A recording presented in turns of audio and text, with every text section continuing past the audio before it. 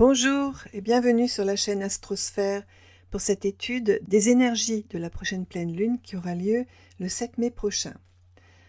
Alors, la pleine lune en taureau est sur l'axe taureau-scorpion, l'axe des possessions, de la possessivité, des passions, des désirs, est particulièrement forte et importante pour les philosophies orientales car c'est la fête du Bouddha. On l'appelle aussi Vesak, vous en avez peut-être entendu parler. Où le but spirituel, c'est d'apporter du bonheur aux autres. Je trouve que c'est pas mal quand même pour une entrée en matière. C'est aussi pour d'autres une pleine lune d'illumination, où les énergies bouddhiques et christiques descendent sur la Terre. Donc c'est une pleine lune qu'on pourrait qualifier d'éminemment spirituelle.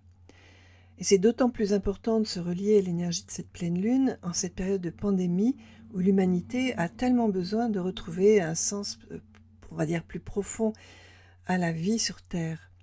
Du reste, Neptune, la planète de la spiritualité, est très bien aspectée au Soleil et à la Lune dans le thème de cette pleine lune, comme vous pouvez le voir, et elle nous aide donc à faire descendre la compassion, la douceur, l'empathie, les rêves aussi, et nous pouvons recevoir plus d'intuition durant cette période. Alors la pleine lune, c'est le moment du mois où on a la possibilité d'y voir plus clair pour faire le bilan de ce qui s'est passé depuis le début du nouveau cycle lunaire qui a été initié à la nouvelle lune. Alors depuis la dernière nouvelle lune, des décisions ont été prises concernant le futur éventuel déconfinement du 11 mai. Je dis éventuel car tout dépend bien évidemment des résultats des contaminations par le Covid-19. Nous avons donc appris que des mesures strictes allaient être prises et que nos déplacements allaient être encore très contrôlés. Alors que nous dit cette pleine lune ? L'ascendant pour notre pays, la France, est en Lion, ce qui nous donne vraiment l'envie de nous extérioriser, de profiter des plaisirs de la vie, de nous éclater durant ce mois de mai. Le Lion, c'est ça, on se fait plaisir, on aime le jeu, on aime la vie extérieure, on aime se montrer, c'est très important. Donc l'ascendant Lion, dans un thème natal, ça pourrait montrer effectivement une personne qui tient beaucoup compte de, l'image qu'elle renvoie aux autres. Alors c'est vrai que c'est pas évident de porter des masques déjà parce que on peut pas sourire, on peut pas, on peut juste parler, c'est tout. On voit que les yeux. Alors pour l'image de soi, c'est quand même très très spécial, on va dire. Et un ascendant Lion obligé de porter un masque, pour lui c'est particulièrement difficile, hein. Tout ceci, le fait qu'il y ait un ascendant Lion, c'est confirmé par le nœud nord qui est désormais en Gémeaux, conjoint à Vénus, la planète des sentiments, des plaisirs, du bien-être, de la relation aux autres et aussi le signe de la communication. Mais Vénus, qui fait un carré presque exact à Neptune, nous met toujours un peu dans le flou, dans l'hésitation, dans l'illusion aussi peut-être, dans le rêve, et peut-être aussi dans la passivité. Et beaucoup peuvent avoir l'impression, durant cette période, d'être trompés, trahis, voire même abandonnés. Alors ça concerne surtout les signes des Gémeaux, de la Vierge, les Sagittaires et les Poissons du deuxième décan. Ce carré peut effectivement vous apporter, si vous êtes de ce signe-là, Gémeaux, Vierge, Sagittaire, Poissons, deuxième décan, de la méfiance, de la trahison aussi, pourquoi pas, dans la relation affective ou sur un plan relationnel global, on va dire. Vous pouvez être déçu, vous pouvez manquer aussi d'objectivité, peut-être ne pas voir les choses telles qu'elles sont, prendre des vessies pour des lanternes, comme on dit. C'est ce qu'apporte Neptune lorsqu'on le vit dans un aspect, on va dire, dissonant, ce qui est le cas du carré entre Vénus et Neptune. N'oublions pas que Vénus, c'est la planète qui gère le taureau. Donc, elle est particulièrement mise en vedette, elle est très importante dans ce thème de pleine lune, qui se trouve être la pleine lune du taureau. Et Uranus en taureau amène des bouleversements. C'est pas vraiment une planète que le taureau aime parce que Uranus vient un peu trop secouer ses paramètres, aussi ses repères sécurisants, hein. Le taureau a besoin de repères sécurisants et Uranus vient particulièrement le bousculer, enfin en tout cas bousculer les premiers décans depuis son entrée dans le signe du taureau. Uranus, comme je l'ai déjà dit, et ça continue, et c'est d'autant plus fort là durant ce thème de pleine lune, vient donc apporter des bouleversements, surtout à tous les signes fixes, surtout donc, les premiers décans du signe du Lion, Scorpion et Verseau. Et ce, jusqu'en février 2022, où là, il touchera beaucoup plus les deuxièmes décans de ces signes fixes. Pour les premiers décans, il est carré à Saturne jusqu'au 3 juillet prochain. Donc jusqu'au 3 juillet prochain, les signes fixes du premier décan ont vraiment un travail à faire sur le fait d'oser bousculer les repères du passé, les structures anciennes qui ne sont plus utiles, qui freinent, qui gênent, qui emprisonnent. C'est vrai que la demande des planètes sur un plan collectif est de ne pas se raccrocher au passé, d'accepter le changement et la nouveauté. C'est aussi de mettre en place de nouvelles mesures pour surtout ne pas recommencer les erreurs du passé, ce que demande Saturne. Saturne, lui, tire les leçons, et Uranus, lui, apporte des changements, propose aussi de changer des choses au niveau collectif, global, mais aussi individuel. Et ce sont souvent, avec Uranus, des changements radicaux. On peut dire qu'avec Uranus, il y a un avant et il y a un après. Ce carré relie les signes fixes, et les signes fixes sont synonymes de fixité, bien évidemment. Donc d'attachement à la matière, de difficulté à lâcher des repères sécurisants. Vénus, régente symbolique des signes fixes, va devenir rétrograde le 14 mai, et va donc s'éloigner du carré à Neptune, pour le reformer ensuite du 27 juillet au 7 août, avant de revenir sur le nœud nord en Gémeaux, qui sera le dernier passage important en Gémeaux, avant qu'elle passe définitivement en Cancer le 8 août prochain. Donc là, vous voyez, avec cette rétrogradation de cette planète Vénus, normalement elle devrait passer dans ce signe des Gémeaux très rapidement.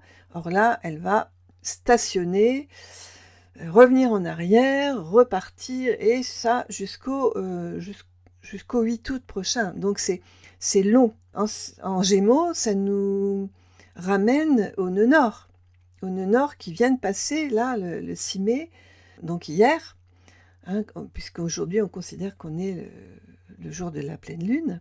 Et donc ça accentue un travail à faire par rapport à ce signe des Gémeaux.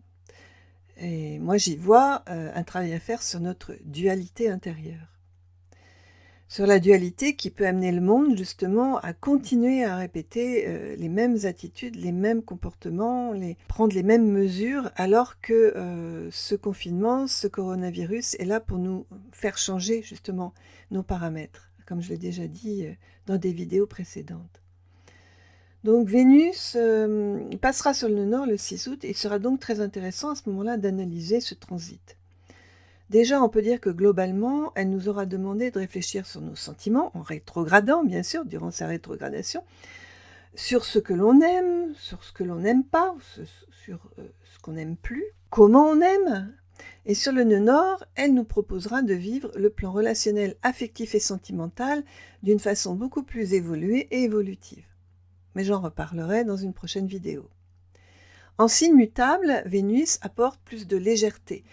Comme elle régente, si vous voulez, toute cette conjonction importante dans le signe du Taureau, et sur le plan symbolique, elle régente tous les signes fixes, elle apporte donc plus de légèreté. Elle donne envie de communiquer, de bouger aussi, de se déplacer, sans avoir l'opportunité de le faire, bien évidemment, puisqu'on se sent un peu bloqué quand même en ce moment.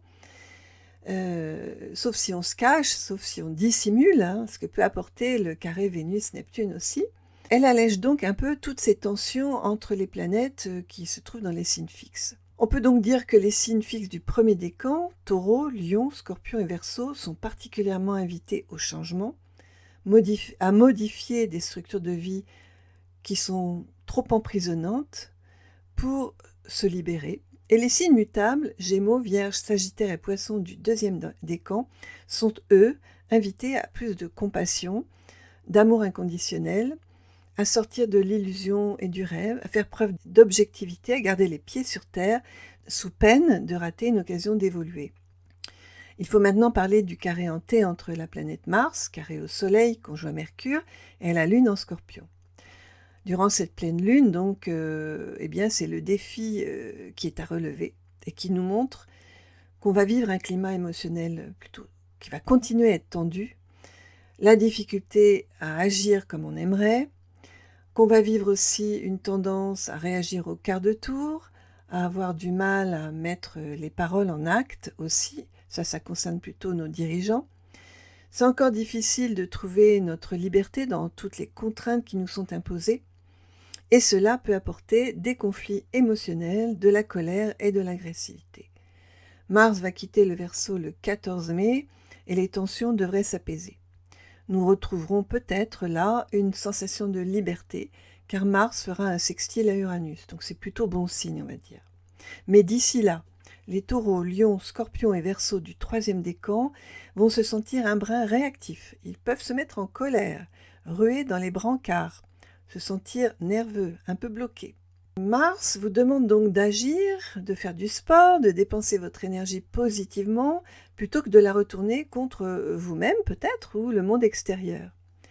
Du reste, en France, il se peut qu'il y ait des actes ou des paroles agressives, de la réactivité, de la rébellion. Le climat est effectivement à la répartie, mais j'en parlerai plus amplement dans ma vidéo sur la semaine du 10 au 16 mai.